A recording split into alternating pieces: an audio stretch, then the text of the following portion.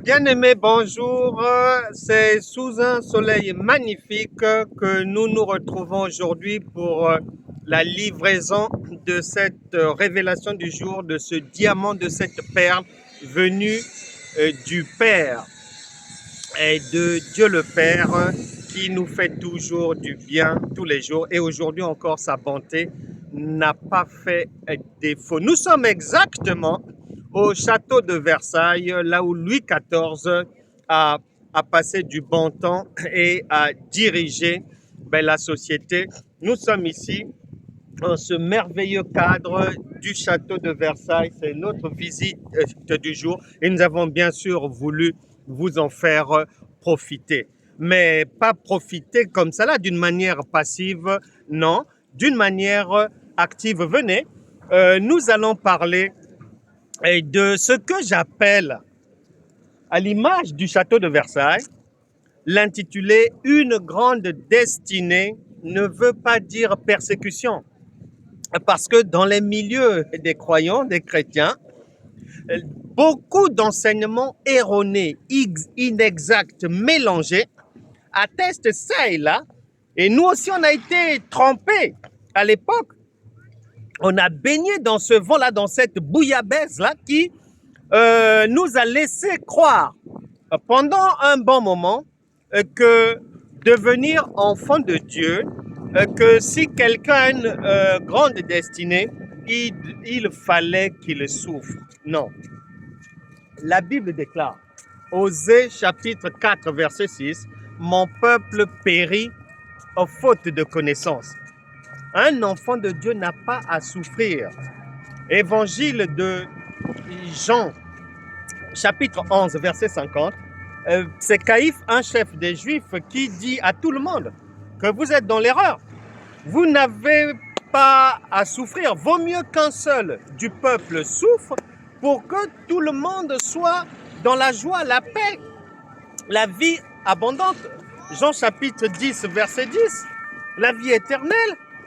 2 Corinthiens chapitre 5, verset 17, si quelqu'un est en Christ, il est une nouvelle créature, les choses anciennes, c'est-à-dire toute la négativité sont passées et toutes choses sont devenues nouvelles comme ce merveilleux château. La beauté de la vie, les choses anciennes sont parties, les larmes, les séparations, les violences, les divorces, le célibat, les maladies, le sida, le diabète, les scléroses, les insuffisances pulmonaires, rénales, tout ça là c'est parti, les dialyses et autres. Ça n'a plus lieu d'être lorsqu'on devient enfant de Dieu.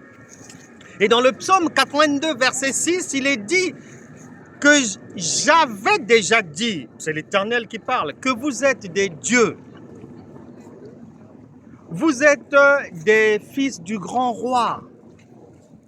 Et le fils d'un roi, c'est un prince. Et la femme du roi, c'est la reine. Et la fille du roi, c'est une princesse.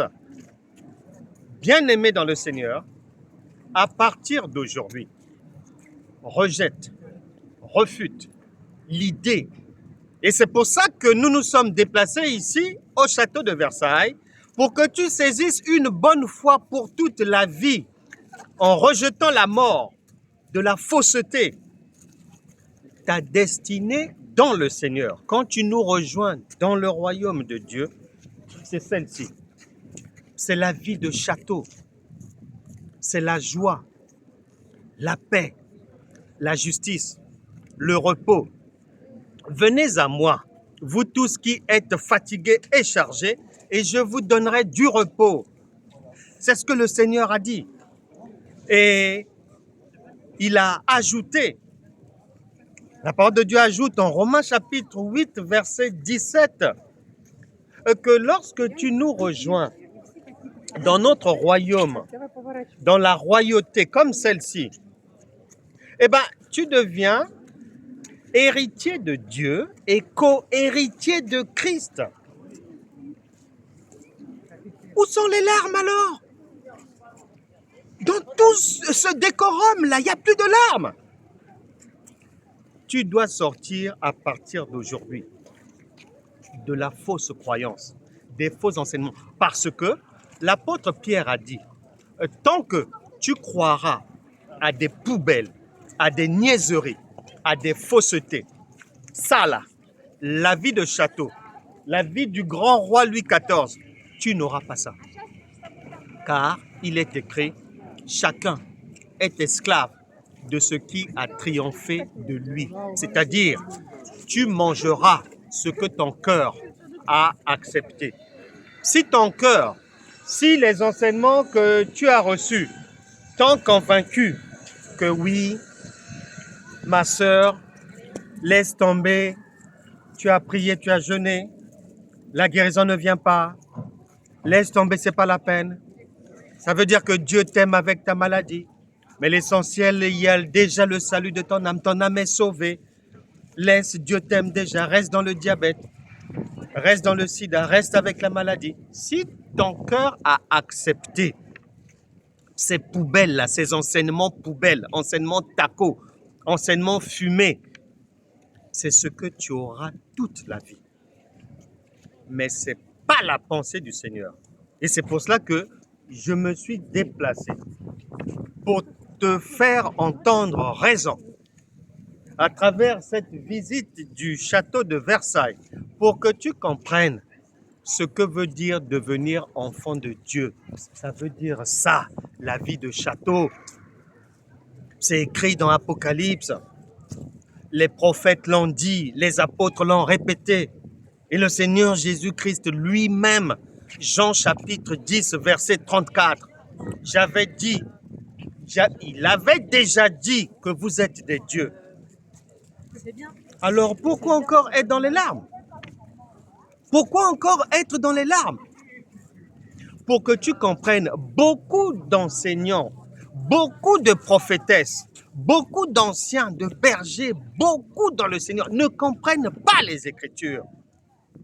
C'est pour ça que beaucoup de croyants souffrent, malgré les années de jeûne, les années de prière, de sacrifices et autres. Les vies n'avancent pas, ça rase les murs, ça pleure en cachette, ça ne dort pas la nuit, malmené par les maris de nuit, les femmes de nuit et autres. Ça doit s'arrêter, ça. Le Saint-Esprit te dit, commence d'abord par Romains chapitre 12, verset 2, à être transformé par le renouvellement de ton intelligence, c'est-à-dire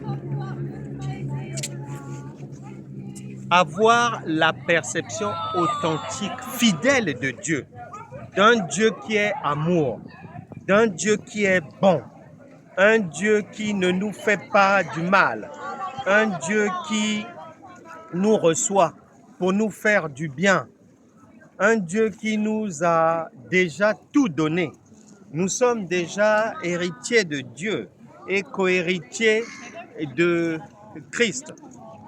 Donc, il n'y a pas de problème avec ça. Tu n'as plus à souffrir, tu n'as plus à gémir, tu n'as plus à chialer.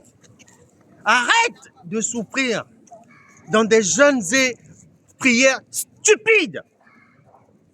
La Bible déclare, le royaume de Dieu, ce n'est pas le manger et le boire. L'apôtre Paul a dit, que tu manges, que tu ne manges pas, c'est pareil. Le royaume de Dieu n'est pas charnel, n'est pas physique. C'est le spirituel. Nous allons bientôt prier. Je tenais à te faire toucher du doigt la réalité de ton identité en Christ. C'est celle-ci. C'est la vie de château. C'est ça. Tu es un roi. Tu es une reine. Ce que Dieu, un héritier de Dieu, vit comme on vit dans un château. 1 Corinthiens chapitre 11, verset 14. Il est dit, par la main de l'apôtre Paul, la nature elle-même ne vous enseigne-t-elle pas? la nature, c'est-à-dire lève les yeux, ouvre les yeux et observe ce que tu vois à travers le monde. Maintenant, ton identité en Christ, tu ne pourras jamais la comprendre si tu ne lèves pas les yeux et tu n'observes pas comment vivent les rois, les reines, les princes, les princesses, parce que c'est ce que Dieu a fait de toi. Quand tu nous rejoins ici, dans le royaume de Dieu, c'est la vie de château qui est désormais réservée. La vie de château, la vie abondante. Donc, tu n'as plus à pleurer. Lève la tête. Tu n'arrives pas à vivre la vie de château. Le Seigneur a dit c'est faute de connaissance. Osée chapitre 4, verset 6. Mais à partir d'aujourd'hui, je me suis personnellement déplacé pour te faire toucher du doigt la partie qui te manquait de ta véritable identité en Christ. Tu es une reine, tu es un roi. Et si tu veux comprendre ce que ça veut dire, observe, lève la tête, observe la vie, mais par exemple du souverain Rama X de Thaïlande, le roi de Thaïlande, Vajiralongkorn, observe-le. Est-ce qu'un roi pleure? C'est ce que Dieu a fait de toi, une reine, un roi. Est-ce qu'un roi peut manquer de quelque chose? C'est le psaume 23, l'Éternel est ton berger, tu ne manqueras de rien. Je vais maintenant prier pour la délivrance des pensées de tout un chacun, afin que désormais chacun puisse marcher en toute fidélité et conformément, non seulement à la parole de Dieu, mais à sa véritable identité en Christ. Cette identité a donné à chacun un héritage d'une vie dorée, la vie de château. À toi maintenant d'avoir la connaissance seulement pour savoir comment faire pour entrer en possession de la vie de château. C'est par la connaissance, Dieu a dit. Osée chapitre 4, verset 6, Jean chapitre 8, verset 32, Jean chapitre 8, verset 36. Si donc le Fils vous affranchisse, c'est-à-dire par la révélation, te sort de l'ignorance, des ténèbres de l'obscurité, vous serez réellement libre et vous vivrez réellement la vie de château. C'est pour cela que nous avons mis sur pied l'école de la foi. Franck Cana TV sur YouTube. Des perles, du diamant, des paroles précieuses sont mises à la disposition de tout un chacun. Mais qu'attends-tu? Qu'attends-tu? Va te nourrir là-bas. Parle aussi aux autres de la bonne semence. Partage la parole. Tu verras comment Dieu te fera du bien. Je prie maintenant pour qu'une nouveauté de vie puisse désormais s'ouvrir devant chacun. Saint-Esprit, tu as dit dans ta parole, Jean chapitre 1, verset 12, à tous ceux qui l'ont reçu, la parole, donc toi, et à tous ceux qui ont cru, elle a donné le pouvoir de devenir enfant de Dieu, c'est-à-dire de vivre la vie de château. Au nom de Jésus, je brise maintenant, au son de ma voix, dans les vies de toute personne qui écoute, je brise tout obstacle, toute barrière, tout joug des ténèbres, de l'ignorance et des échecs. Au nom de Jésus, j'appelle maintenant dans vos vies la prospérité divine, la guérison divine, le repos de Christ, la paix de Dieu, la joie du Seigneur, au nom puissant de Jésus. Que toute personne paralysée ici se lève, que les morts ressuscitent, que tout problème qui donne des insomnies à une personne, au nom de Jésus, tu sors de ce problème. Que les dettes soient remboursées maintenant par la banque divine dans les vies de tout un chacun ici. Que les aveugles voient, que les sourds entendent, que les muets parlent, que toute personne malade reçoive maintenant la guérison, peu importe le nom de la maladie. Mari de nuit, femme de nuit, vous quittez les corps, maintenant même, au nom puissant de Jésus. J'appelle la vie divine, la vie abondante à visiter chacun de vous et que désormais, plus rien ne soit comme avant dans vos vies. Psaume 34, verset 10. Rien ne manque à ceux qui craignent Dieu. Reçois maintenant la vie de château. Au nom de Jésus. Amen. Bien-aimés dans le Seigneur, cette livraison de perles spirituelles, cette livraison clé en main de la vie vient de se faire depuis le château de Versailles. Que la vie de château, selon le vœu de Dieu pour chacun de ses enfants, soit désormais vôtre. Vous vivrez cela au nom de Jésus. Nous sommes toujours ensemble et quiconque a des questions à poser, besoin de conseils ou de prières, il y a nos coordonnées sur Franck Cana TV et sur mon profil Facebook, évangéliste Franck Cana.